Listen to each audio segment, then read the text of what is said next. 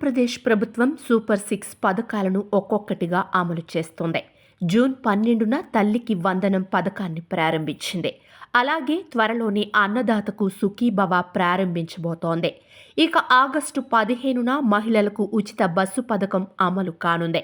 ఇక నిరుద్యోగులకు నెలకు 3,000 రూపాయలు ఇవ్వాల్సిన నిరుద్యోగ భృతి పథకం ఒకటి అమలు కావాల్సి ఉంది.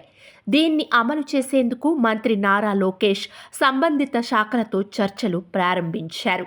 నిజానికి ఈ నిరుద్యోగ భృతి అనేది కొత్త పథకమేమీ కాదు. ఇది వరకు 2014లో టీడీపీ దీన్ని అమలు చేసింది.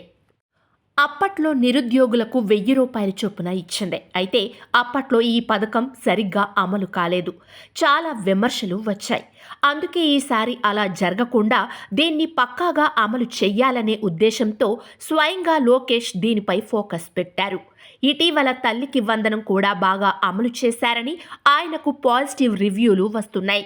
ఈ సంవత్సరంలోనే నిరుద్యోగ భృతి అమలు చేయాలని ప్రభుత్వం ప్లాన్ చేస్తోంది. దీనికి సంబంధించి సీఎం చంద్రబాబు తాజాగా ఆదేశాలు ఇచ్చేశారు. దాంతో మానవ వనరుల శాఖ మంత్రిగా నారా లోకేష్ ఫోకస్ పెట్టారు. అయితే ఈ పథకాన్ని అమలు చేయాలంటే ముందు డబ్బు కావాలి. అలాగే ఎంతమంది నిరుద్యోగులు ఉన్నారో వారికి నెలకు 3,000 చొప్పున నెల నెల ఎంత అవసరమో తెలియాలి. దీనిపై లోకేష్ చర్చలు జరుపుతున్నారు. ఇప్పటికే నారా లోకేష్ ఆర్థిక శాఖ మంత్రి పయ్యావుల కేశవ్ ఆర్థిక శాఖలోని కీలక అధికారులతో చర్చలు జరిపారు.